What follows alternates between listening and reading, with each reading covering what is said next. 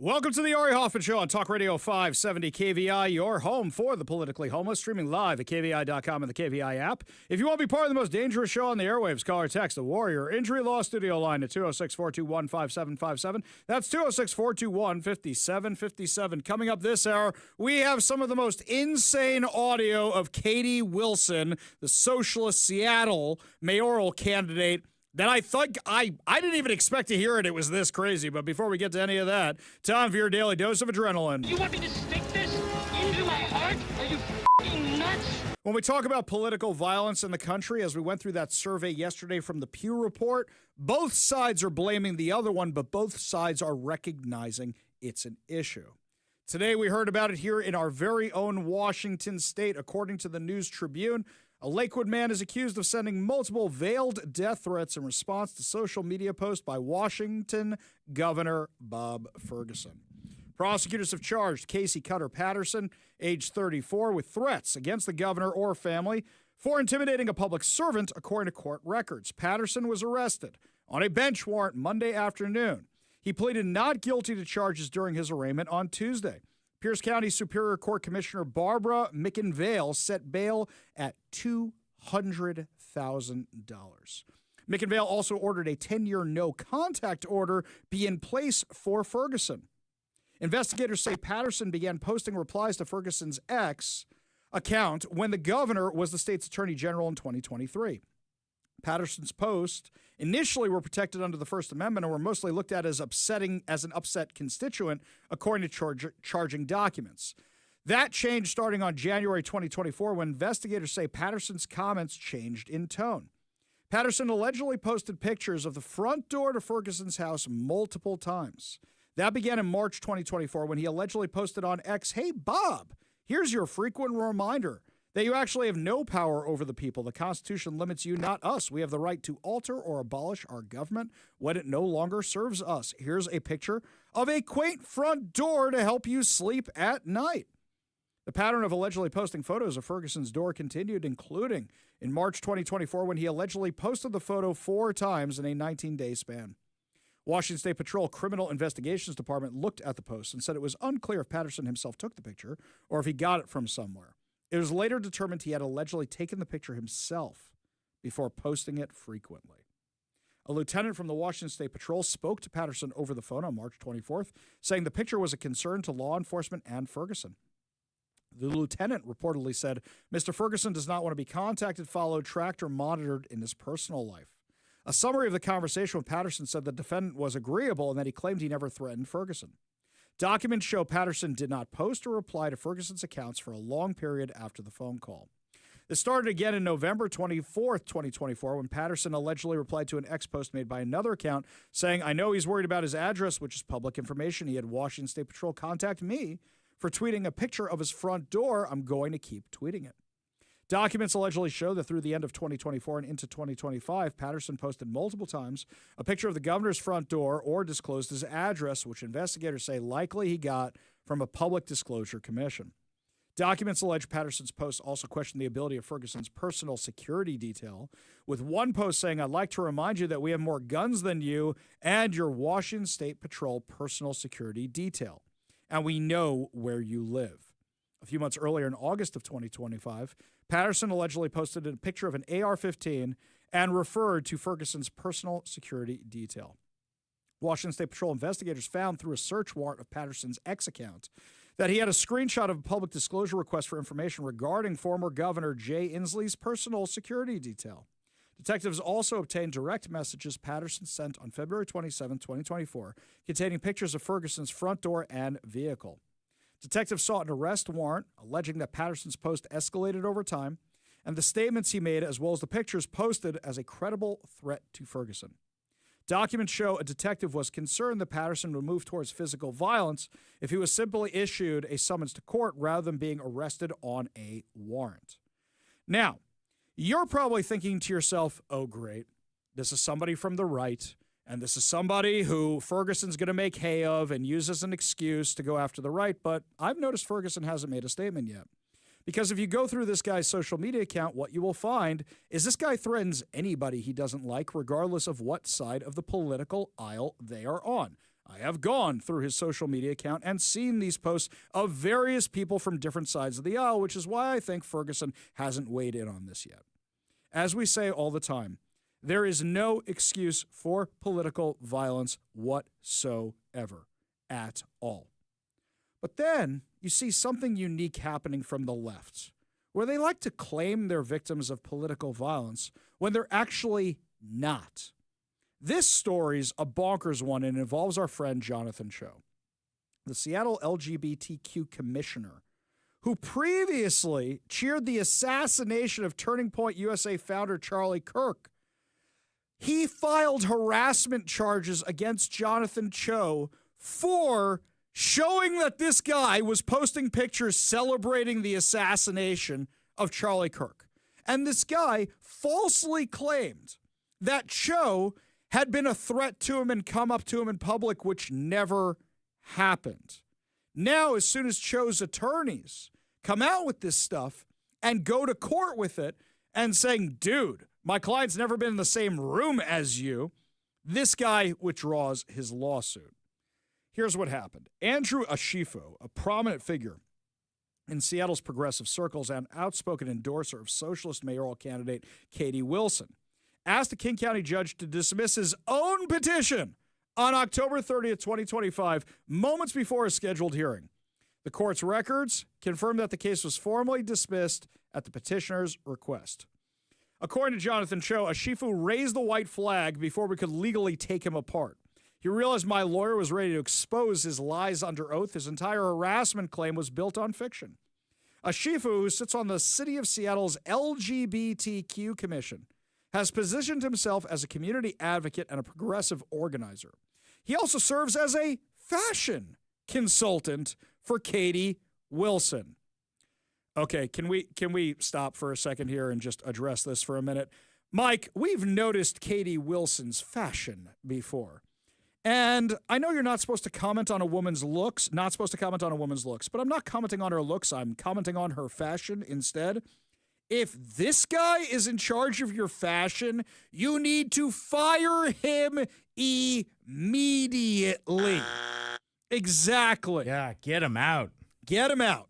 I take you back to the last televised Seattle mayoral debate. Which one was that? The King 5 one, the Como one? The There's Como been one. so many, I've lost track. Right, Another can't- one. Exactly. Another one. I can't anymore. But the big one that everybody saw the clips from, the one where Bruce Harrell says he wants to get to know the criminals, that one, I think that was the Como Maybe one. he's hungry. I don't know.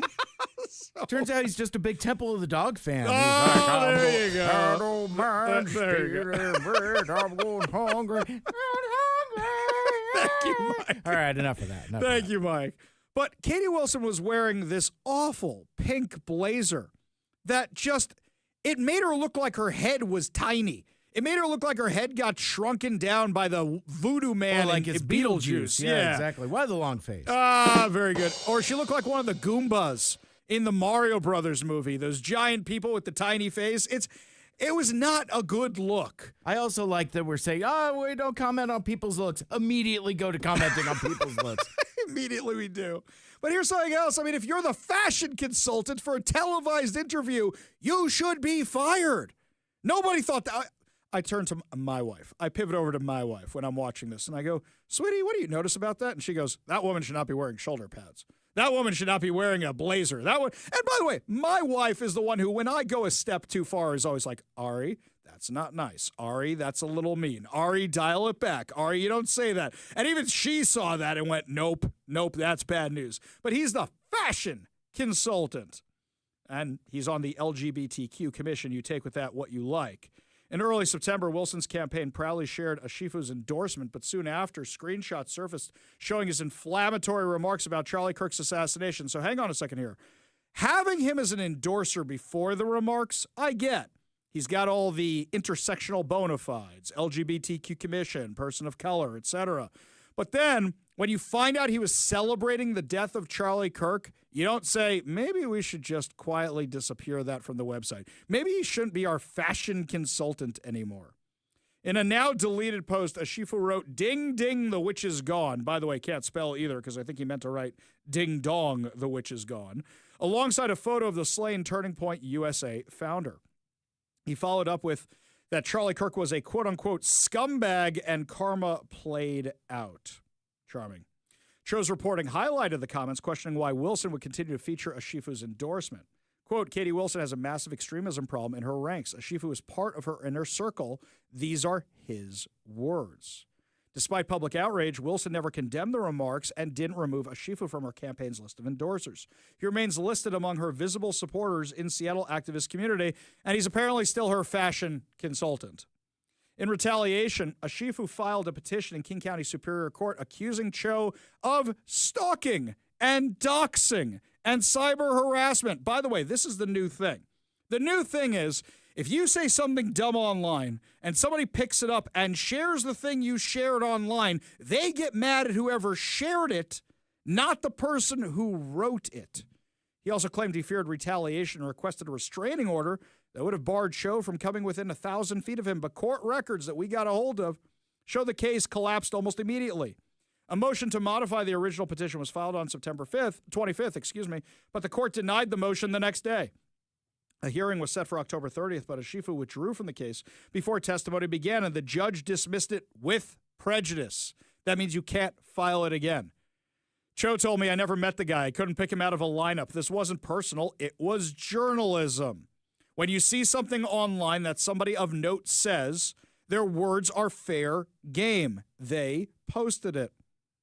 The failed legal gambit also drew new attention to Ashifu's personal record. Public court filings show a pattern of unpaid rent, evictions, and collection actions spanning several years, including 2 evictions within 18 months, nearly $18,000 in unpaid rent and damages and unpaid debt, still accruing interest, as well as 9 traffic and parking violations that could be sent to collections. Despite these issues, Ashifu continues to position himself as a public servant while serving on a taxpayer-funded city commission. This is who is running our city. Cho called the case a clear example of political weaponization. Quote, this wasn't about harassment. It was about silencing a journalist who exposed a political ally's own words. If you're part of a public campaign, you're fair game for public scrutiny.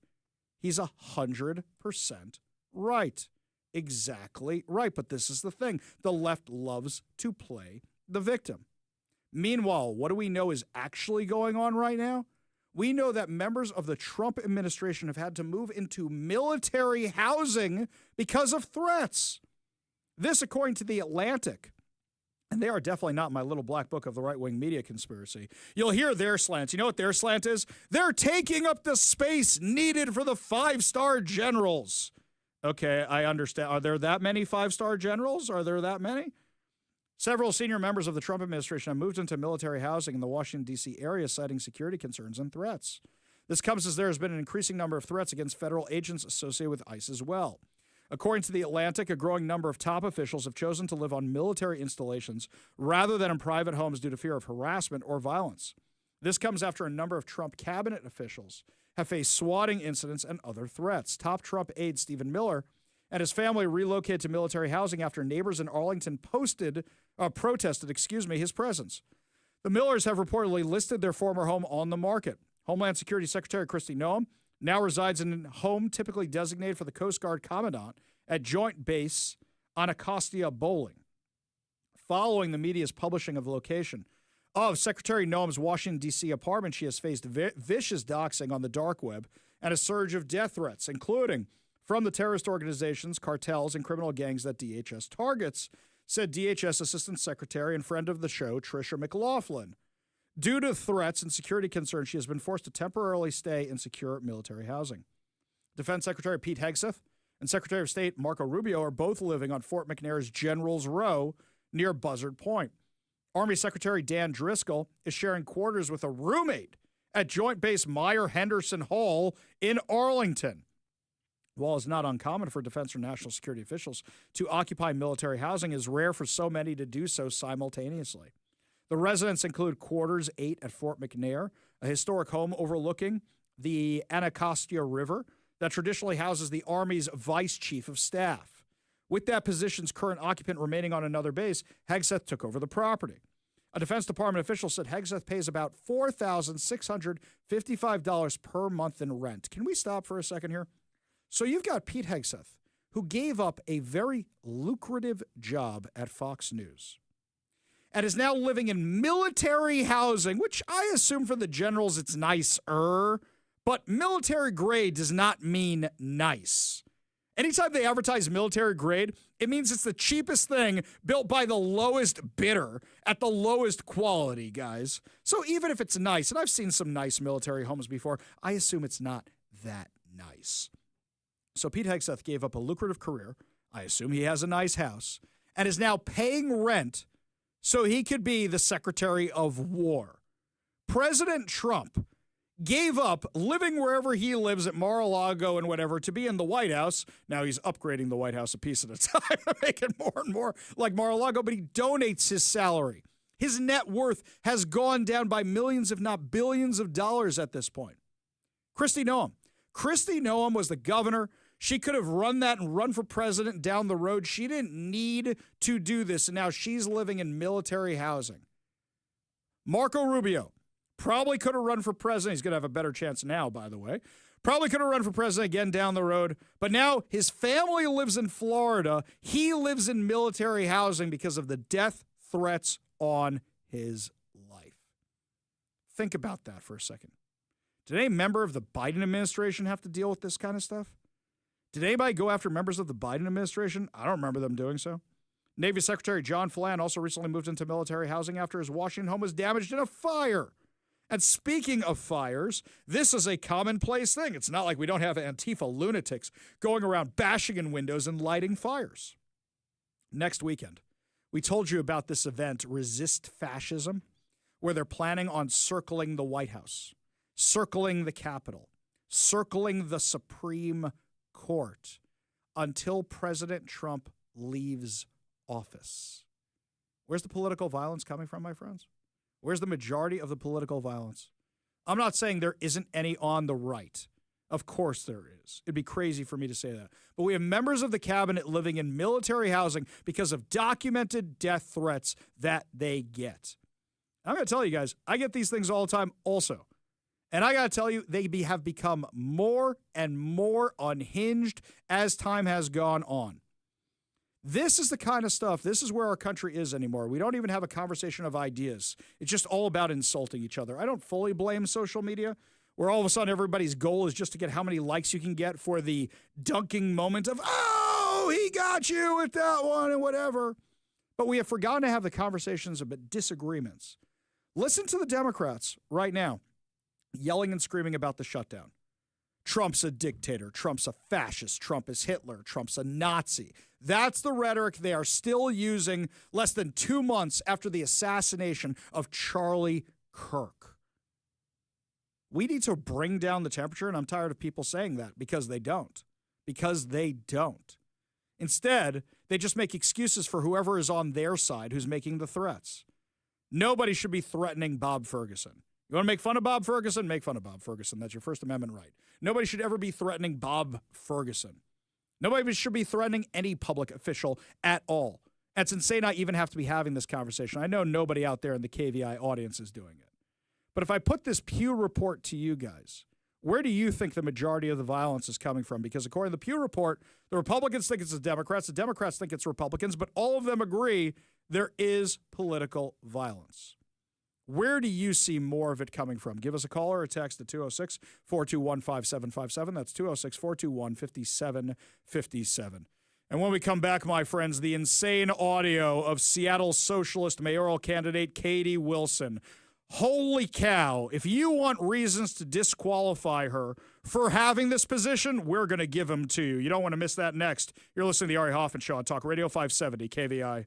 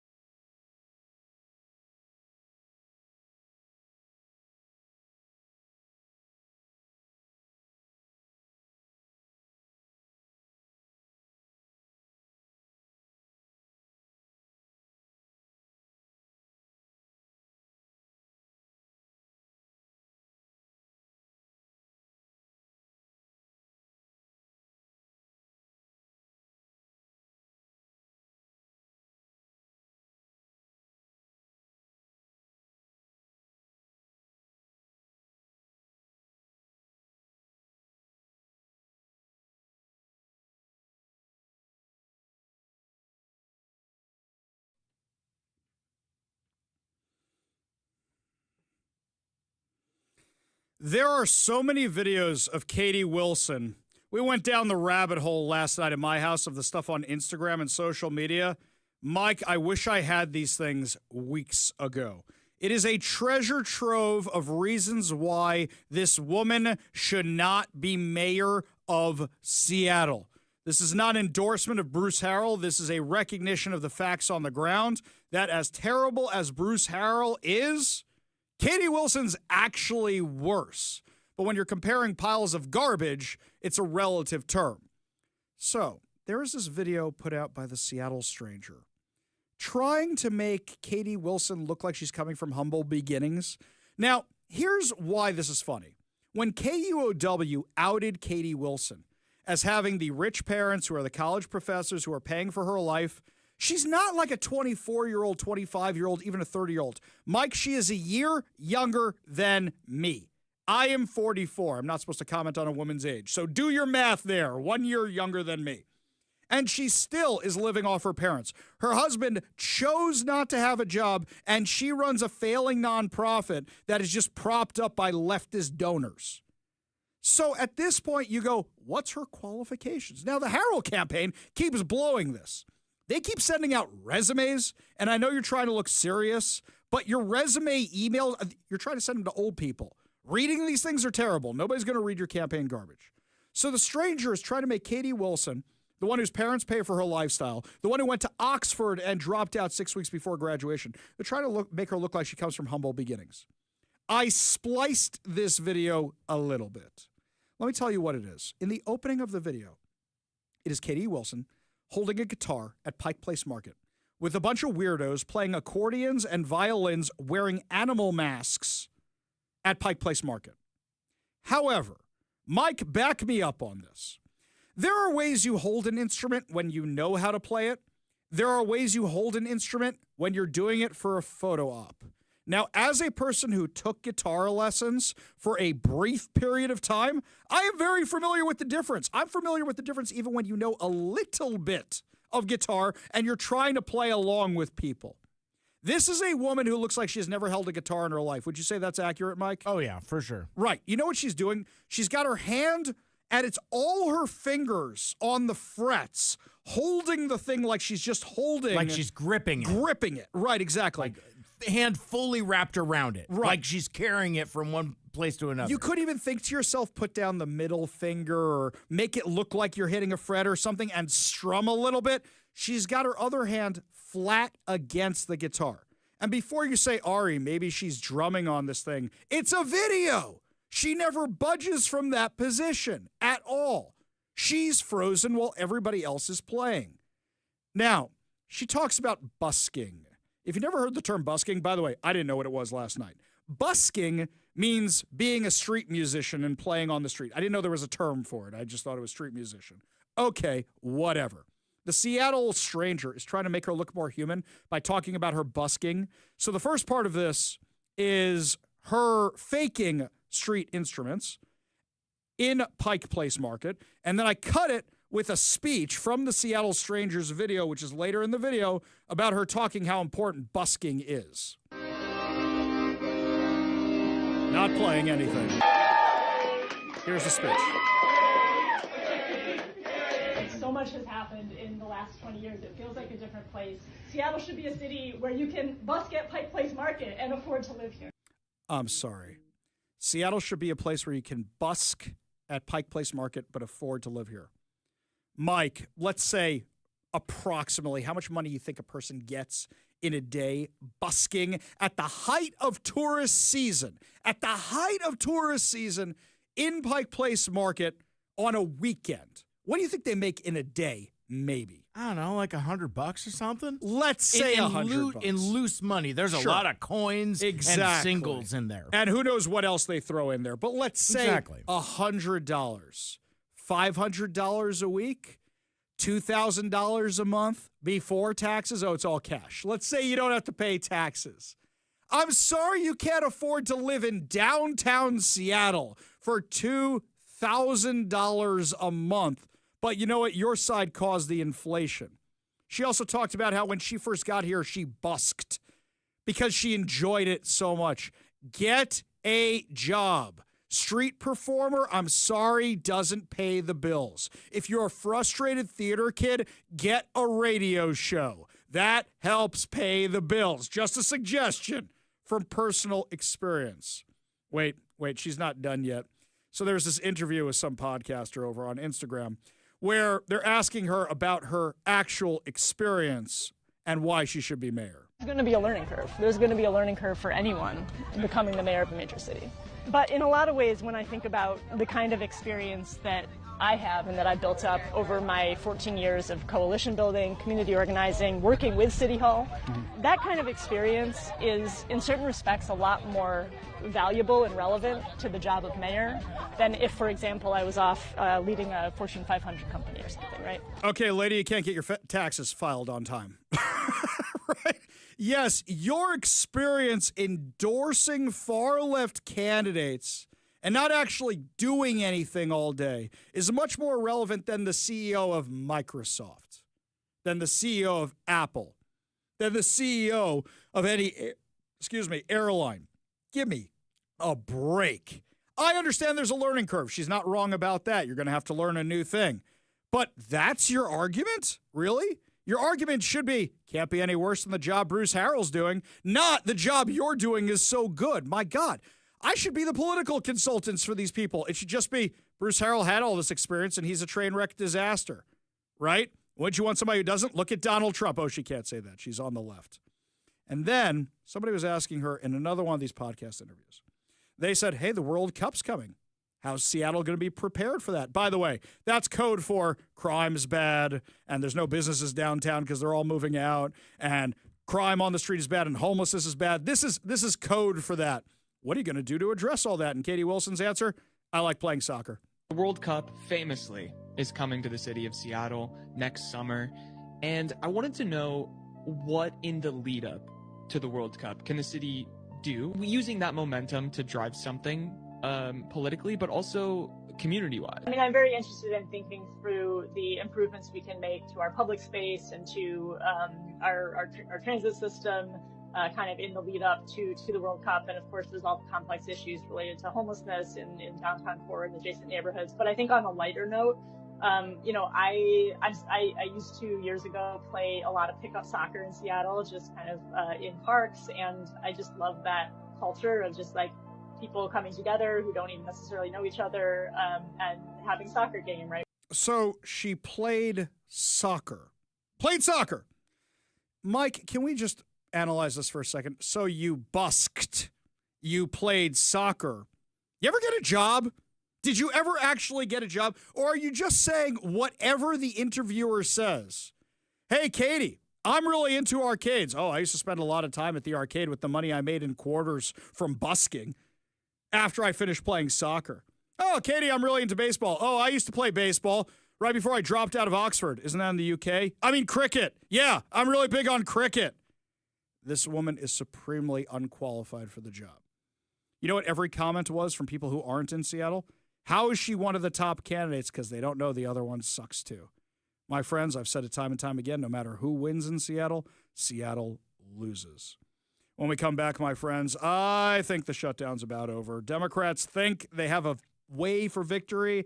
I'm not so sure they're right about that. Plus, deep thoughts with your former Vice President, Kamala Harris. You're listening to the Ari Hoffman Show on Talk Radio 570 KVI.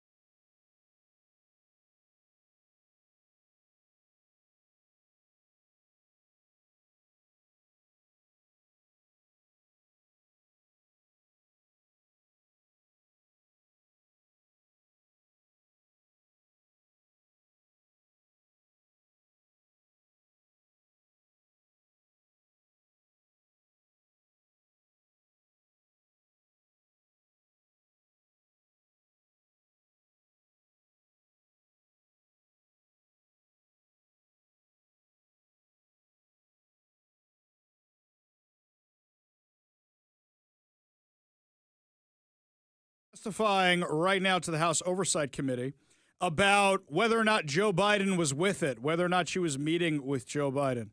Kamala Harris is still keeping up Joe Biden was totally in charge. She did an interview on Jon Stewart's podcast yesterday and claimed, Joe Biden was completely, fully competent to be president of the United States, which leads us to the latest episode of Deep Thoughts with Vice President Kamala Harris. I believe he was fully competent to serve. Do you really? Yeah, I do. That surprises me, actually. No, I do. There's a distinction to be made between running for president and being president. What's the distinction?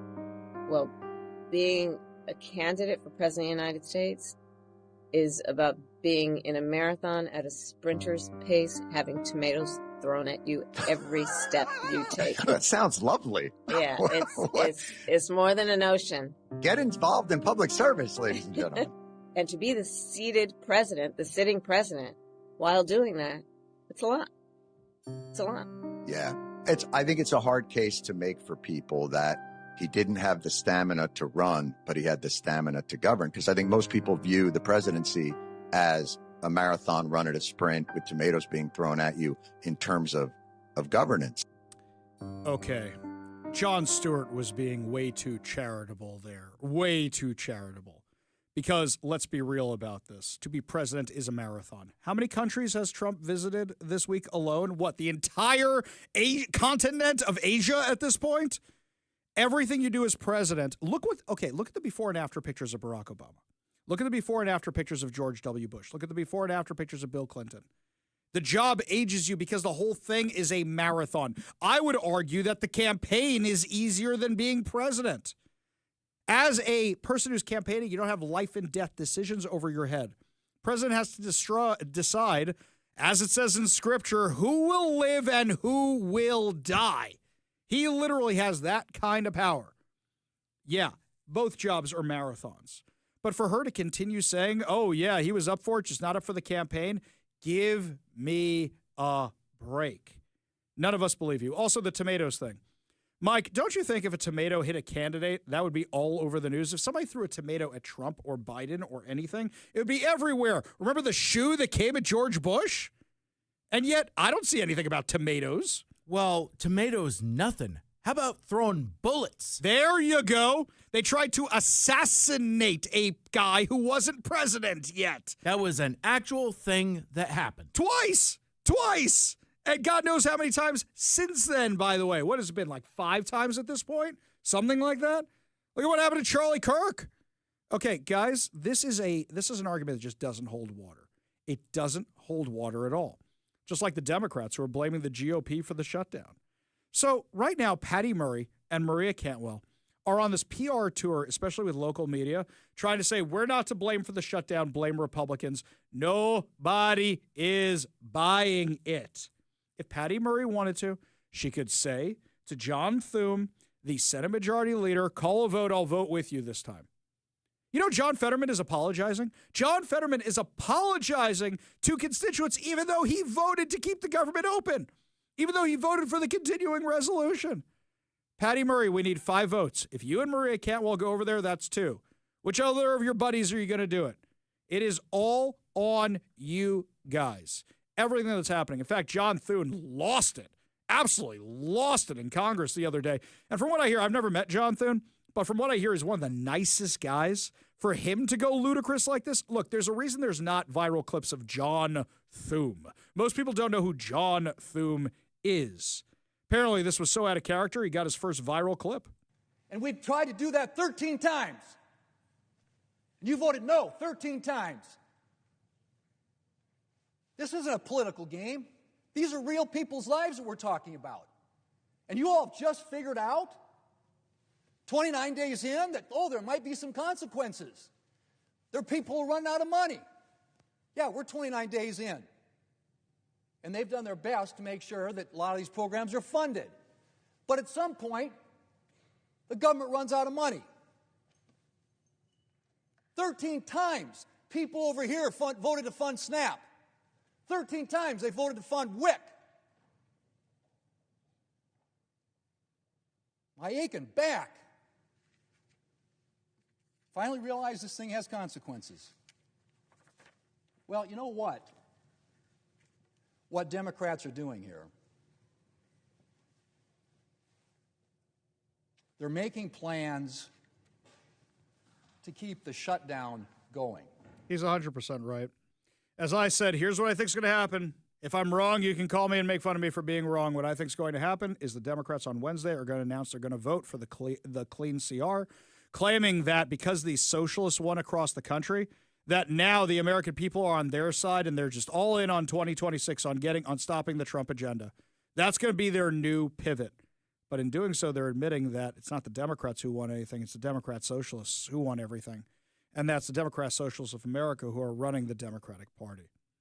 We go to the Warrior Injury Law Studio line, take a call from Leonard in Shoreline. Leonard, what's going on? Nothing much. You know, you brought up a very typical point about what the Democrats are doing.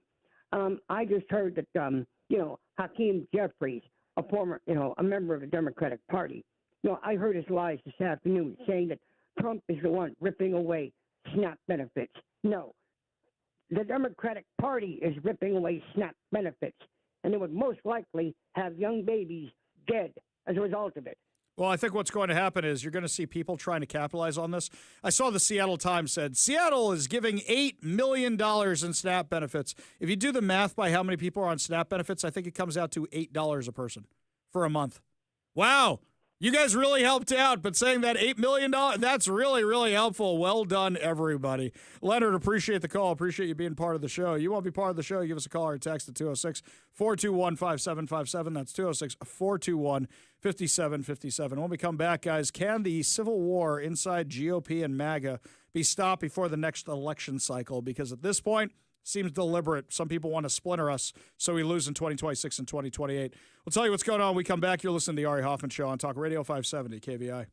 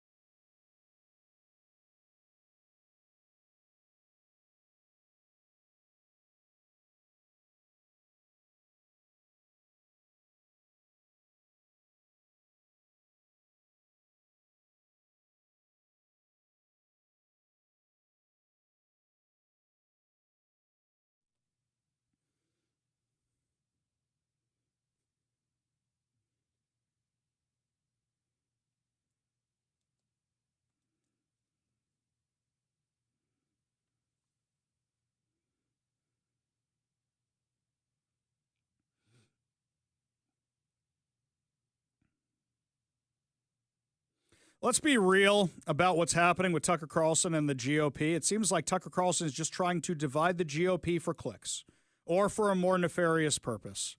Why do you go to Russia to talk about how great their grocery stores are? Why do you go to praise Putin and how wonderful he is and how amazing it is? It's one thing if you're President Trump and you're trying to be nice to the guy and you say, okay, I'm going to be nice, and in Dalton fashion from Roadhouse until it's time not to be nice. And that's what President Trump has said about Putin. Okay, I was nice to him, and he's not doing what I want him to do, so now we're going to hit him with sanctions and et cetera, et cetera. He tried. Putin, it's, hey, look how much better. Wow, these shopping carts, you put quarters in them. This is so much better than America.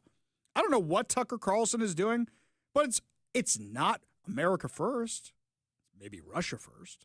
The going after Israel stuff, the Holocaust denial stuff, going after the Trump administration's policies.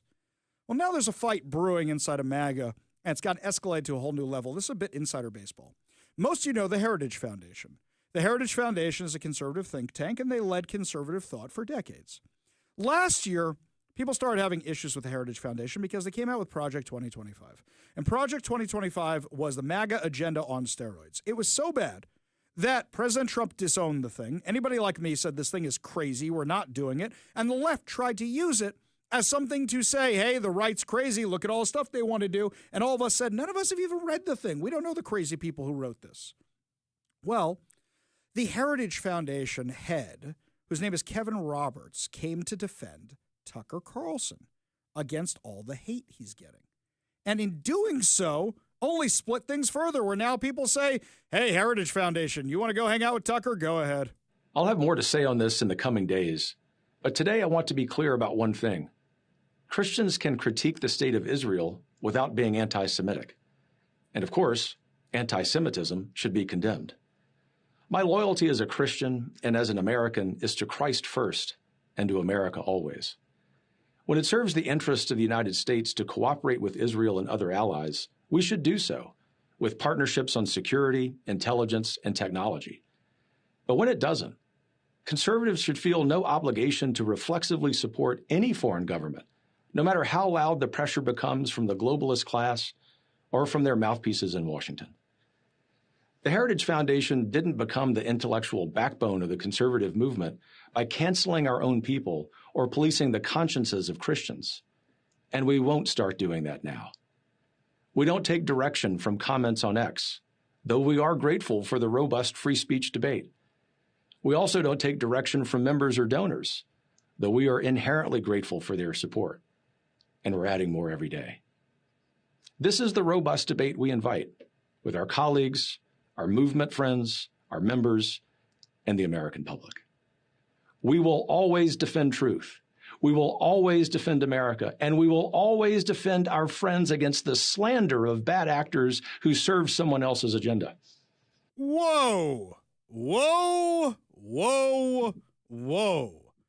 The slander of bad actors who serve someone else's agenda. By the way, up until that point, J.D. Vance has said the same stuff, and I didn't have any problem with it. That's where it starts going off the rails. That includes Tucker Carlson, who remains, and as I have said before, always will be a close friend of the Heritage Foundation. The venomous coalition attacking him are sowing division. Okay, the venomous coalition attacking him? Hang on. The venomous coalition attacking, he literally just had a white supremacist on who attacked everybody, including Trump, including Jews, including people in the conservative movement, including the ambassador to Israel, including Ted Cruz, including everybody. And now you're mad at all of us for calling it out? By the way, Heritage Foundation, you didn't have to say anything. Why are you even sticking your nose into this mess? You didn't have to say a word. Their attempt to cancel him will fail. Most importantly, the American people expect us to be focusing on our political adversaries on the left, not attacking our friends on the right. Okay, here's the thing you seem to forget. If you start inviting white supremacists to the big tent, you're going to end up like the left. And this argument of, oh, the tent's big enough for everybody, does that include the Nick Fuenteses of the world? Because Charlie Kirk didn't think so.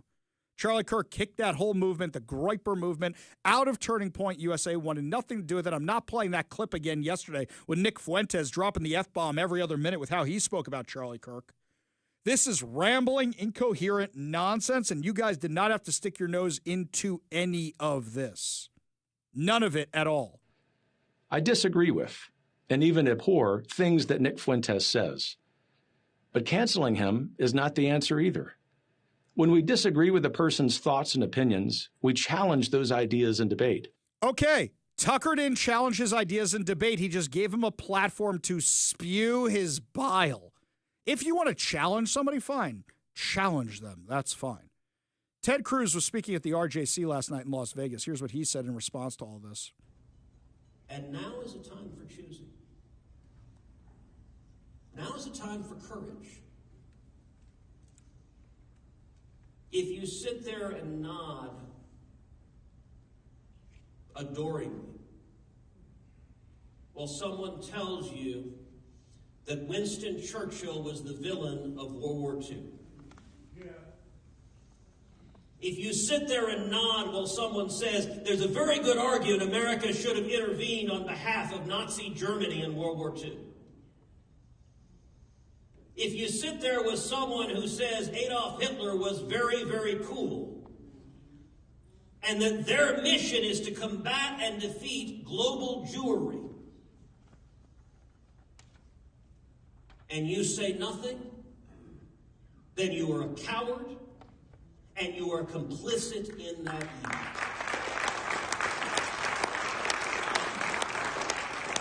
If we do not call out this stuff, it's not about canceling Tucker Carlson. In fact, I think I'm going to be done talking about this soon enough because I'm putting more eyes on it. The more you talk about, the more eyes you put on it, like with Zoran Mamdani or anything else. But unless we call out the fringe right of our movement that the left has no problem capitalizing on, but we don't call them out, then we end up like Kamala Harris and Joe Biden, who basically did whatever they could to make Rashida Tlaib and Ilhan Omar and AOC and their ilk happy, and now has lost their entire political party. That's the direction this is heading in. Right now, it's a little insider baseball. But if this continues, it's only going to get worse. And speaking of things getting worse, Democrats in Washington state want to bring back the income tax. They're already filing paperwork on it for the next legislative cycle. When we come back, we'll tell you what's going on in the legislature, and Mike and I are going to analyze some more bad campaign flyers we got.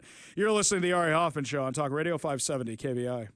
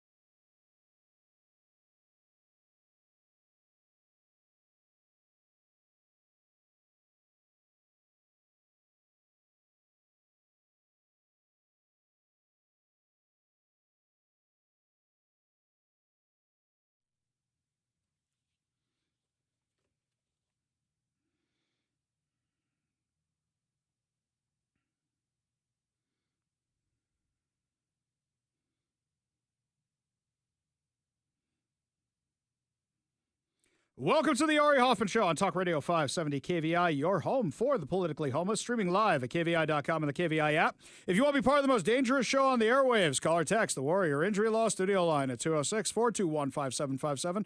That's 206-421-5757. Coming up this hour by popular demand, Mike Solon will be joining us to discuss what's actually going on with the police recruiting numbers and regarding what's happening with crime in Seattle. But before we get to any of that, as Mike and I will discuss later about how the police department is being politicized, everything is being politicized.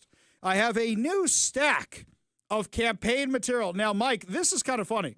I found this stuff in the studio because this is Phil's stuff. Oh, okay. So Phil left this behind from the morning show, and you can listen to our friends on the morning ride every single morning from 6 to 9 a.m. right here on Talk Radio 570 KVI. And what I don't understand is Phil and I both live in Seattle. Why is he getting different ones than I am? I haven't seen some of these yet. He lives in a different part of Seattle. No, I get that, but it's not for different candidates. They're the same ones for the mayor. And some of these I hadn't seen before, which are even more entertaining, which means Phil and I are on different lists. Okay. So I don't know if that's because Phil's more libertarian than me, so they think they have a shot with them.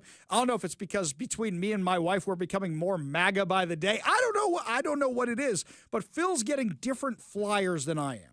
But what I did notice about these flyers, hang on, where's the one I want to start with? Aha! Here we go. Okay. This is for Katie Wilson.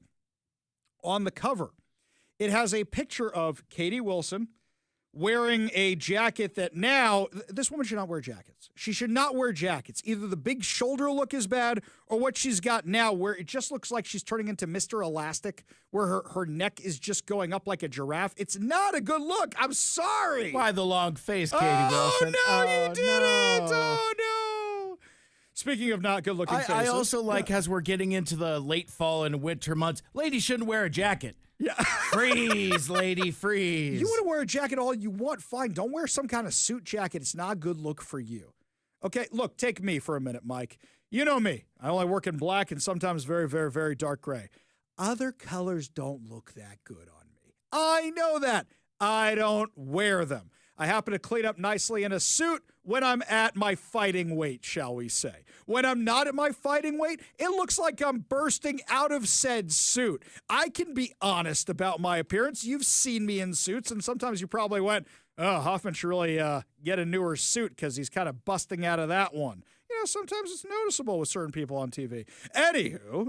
That's why I wear polyester smocks on Friday with football player numbers on There you go. Very Yes. forgiving. Exactly. Very moo-moo-esque. My Seahawks Practically jersey. a dress.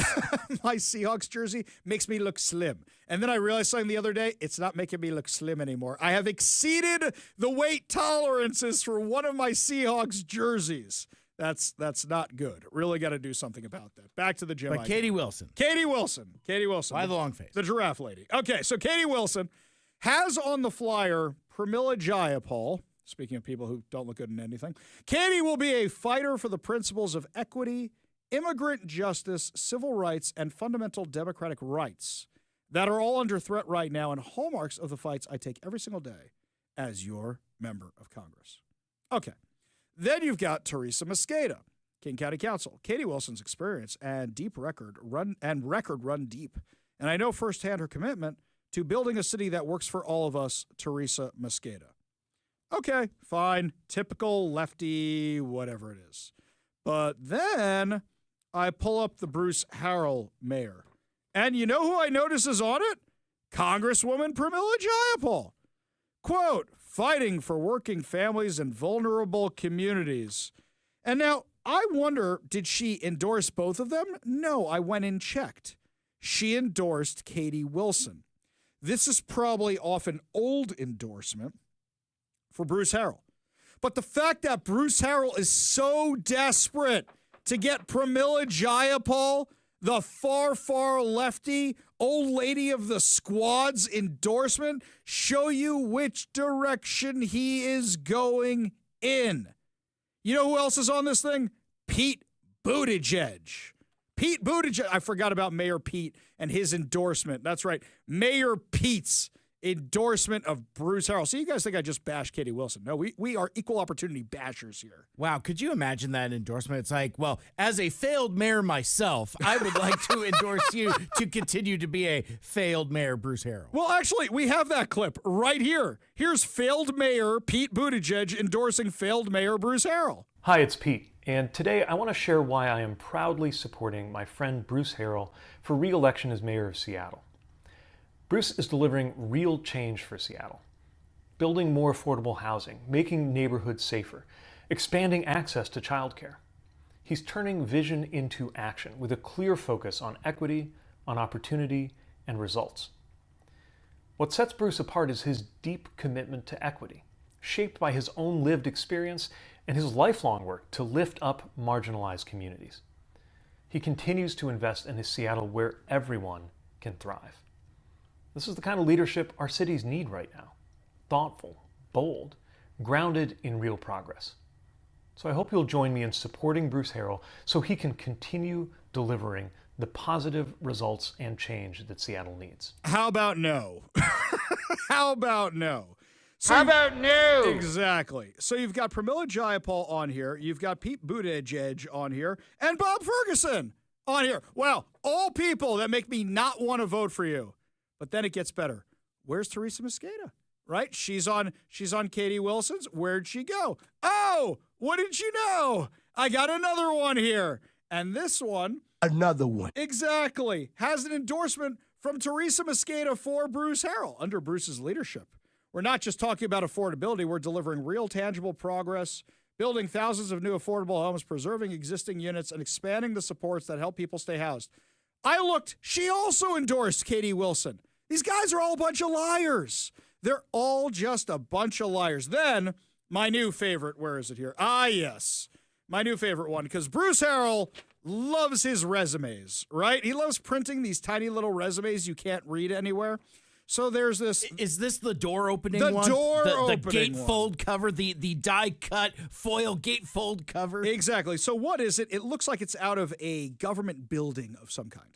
And it's a fold in the middle for those of you watching over on the live stream here on Facebook, Facebook. I can't even speak normally today. Facebook, Rumble, X, and YouTube. So it folds in the middle here, and you open it up, and what's in the middle here? It's got Katie Wilson's experience, which is negligible, right? But then again, he printed one, which is his experience, which is not good. So you've got not good versus negligible. And then on the back is my personal favorite. My back is it's Bruce Harrell standing in front of a portrait of Trump, and it's Trump superimposed over an ice guy. Looks like he's going head to head with an Antifa guy. And it says only Mayor Bruce Harrell has the experience to protect Seattle from Trump. What? How? And what is Trump doing that's so bad? Most people want the National Guard here to clean up the streets. What is this nonsense you people are spewing? And then I open this back up on the inside. They're making fun of Katie Wilson, who is the general secretary for the Transit Riders Union. Yeah, you're not wrong. She's terrible at that. Awful. But he's not better. These are just garbage. Just throw all these out. These are absolute garbage. And then we're going to bash Sarah Nelson a little bit here with this latest flyer. You ready for this one? This is great. I like that this last batch of flyers that you've gotten have a lot more wobble to them. Whereas like the ones we did the other day, like firm, thick cardstock, that doesn't flap in the breeze. I think as we're getting down the stretch, the flyers are getting cheaper and cheaper. Yes. Oh, wait a second. Hang on. They used all the money already. Kevin brought this one in. Oh, okay. This one isn't even from Phil, this one here. Okay. So you have Sarah Nelson, who's running for city council against Diane Foster. Okay, so he's running against. If you say so, Naga win. Right. So well, actually, Sarah Nelson probably not going to win, but whatever. That is also true. Looking at this thing. Okay, ready? This is for Sarah Nelson. Diane Foster will take us back. 4 years ago, Seattle was in bad shape. Crime had skyrocketed. Tent encampments exploded and small businesses were hurting. We can't go back to the policies that got us here. And there's a picture of a dude on the street passed out from fentanyl. There's a picture of tents on sidewalks. There's a picture of police arresting some dude. There's a picture of another dude passed out on the streets, and there's a picture of graffiti and vandalism. What do you mean take us back? We never left. Nothing's changed. Nothing has changed. Has it gotten a little bit better? I guess marginally better. There's not an autonomous zone in Seattle. But you're putting up pictures of homeless people on the streets and going, Deion Foster will take us back. There's a homeless guy down the block from the studio last night when I was driving home in a tent. Everything she has pictures of, were they taken this week? Where can we go find some homeless people this week? We'll take this. I don't think these pictures are old. I think these pictures are new. But, they're going to take us back.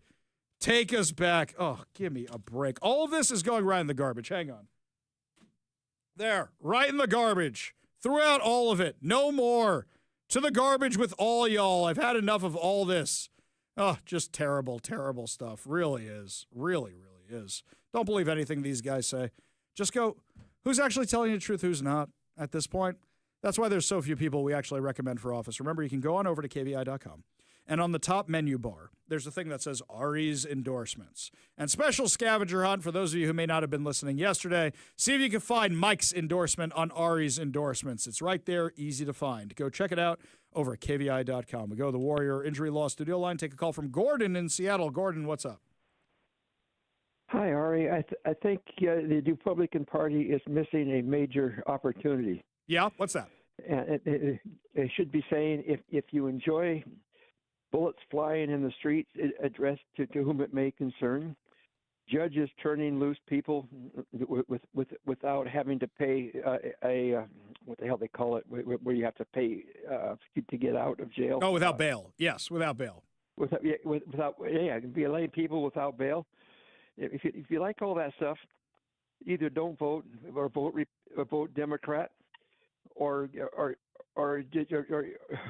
at least if you're going to vote for somebody who objects to all that. Well, I agree with you, Gordon, but the problem is, did you hear me mention any Republicans in any of those races? In any of them? I agree with you completely, but there's not a single Republican in any of those races. And they're missing a huge opportunity. You know what they should be doing right now? Driving around Seattle with a billboard. Did you shred your ballot because you didn't want to vote for any candidate? Did you hold your nose while voting for the candidates because they're so bad? Join the Republican Party. It's that simple, by the way, because so many people I talk to right now are just saying, oh, God, these are our choices. And I talk to a lot of people across the political spectrum, and these are our choices. This is the best we got. That's how bad it is. I'll remind you, Gordon, is actually in 2020? Yeah, 2020. After the autonomous zone happened, there was a billboard driving around our area which showed the riots of 2020 and the autonomous zone and all that craziness, and said, had enough, vote Republican. That was it. And people got so mad about this billboard driving around, but that was it. And I think the truth is we should keep pushing that message. It's just expensive to keep getting billboards all the time. Gordon, appreciate the call. Appreciate you being part of the show. You won't be part of the show, you give us a call or a text at 206-421-5757. That's 206-421-5757. Forrest Cat says over on the Warrior Injury Law text line, the government has no responsibility to provide anyone housing. You're right, by the way. You're right. All this talk about affordable housing, that's the new term for dealing with the homeless. And if they're so good at it, why is everybody still on the streets? Do you know how you get rid of a cat that's coming to your house all the time? You don't feed the stray cat, and then it stops coming back, right? Here, what are we doing? We're providing every resource you could possibly imagine. Look, you want me to prove my case? Why is it the homeless problem has only gotten worse since we started throwing billions and billions and billions of dollars at it? Why is that? You know exactly why. I know exactly why, because we are incentivizing it. But the Democrats can't keep paying for all this, so they're looking at new ways to tax us. Rather than dealing with their out-of-control spending, they're just Prince John in that Robin Hood movie. Texas, Texas, Texas. I should really get the audio clip of that at some point. Mike's like, you've mentioned it like 4 times now. You should really get that audio clip. So it's the cartoon one, Mike. You know which one I'm looking for. Okay, yeah. So, anywho, according to the Washington State Standard. Texas! Texas! There you Beautiful, go. lovely Texas! That should just be our new thing for Bob Ferguson instead of Turd Ferguson. I like that. That's very good. Ferguson. Exactly. It could be two things. Let's see. Let's do a little mashup here. Turd Ferguson. Taxes! Taxes! Beautiful, lovely taxes! I love how they're trying to say that Robin Hood is really the progressive icon. No way. That man's the libertarian conservative icon right there. All right. So according to the Washington State Standard, Democratic state senators are eyeing an income tax on millionaires as they seek to overthrow Washington's persisting budget shortfall. We're doing this again? We're going to do an income tax. By the way, you know how they say income tax on millionaires?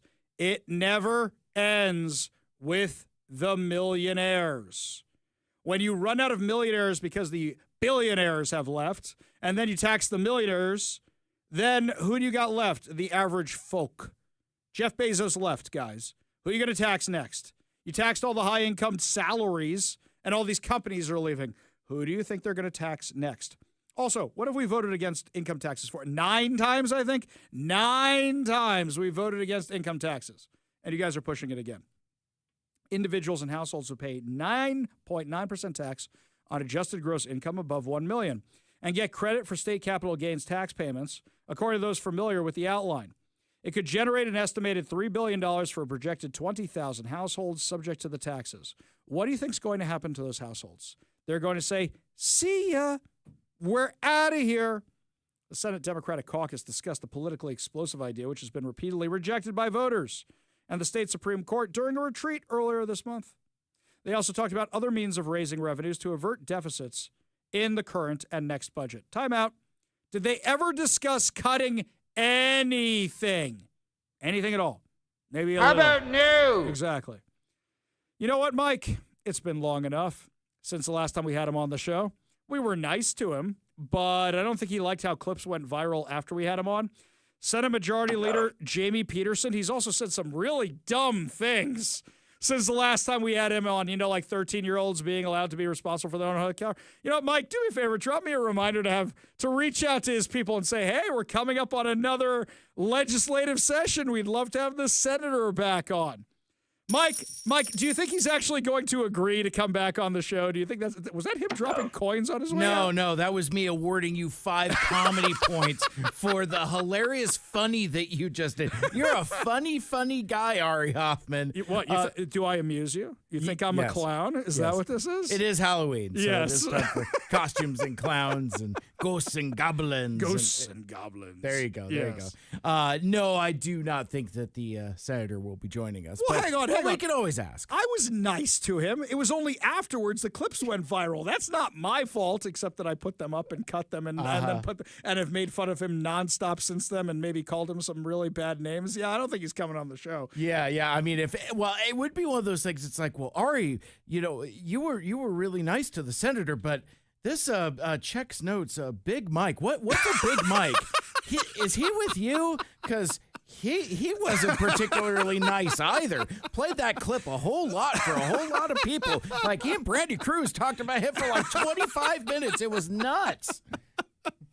Yeah, son tells me he's not going to come back on the show, but we'll ask. We will. You know who? It never hurts. Hang on. You know who we never had on the show? Lori Jenkins.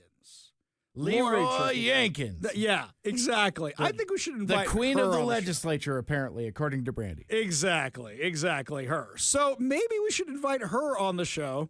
I think we should do that, and then we should. Well, whatever. We'll invite them on. That'd be fun. Turns out, like, you think we're inviting Lori Jenkins, instead we get Leroy Jenkins. It's like, oh no, that's something else entirely. That's what happens when you order Lori Jenkins on Wish. There you go. Anyway, so.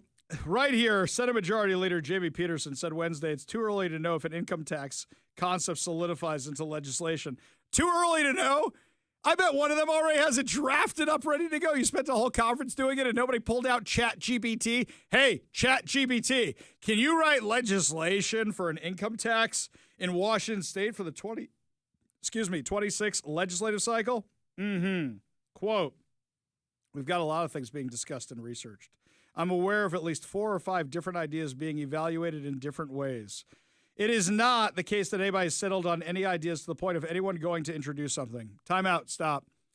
Are all of them involving cutting tax? Are all of them involving raising taxes and not cutting anything else? My guess would be yes.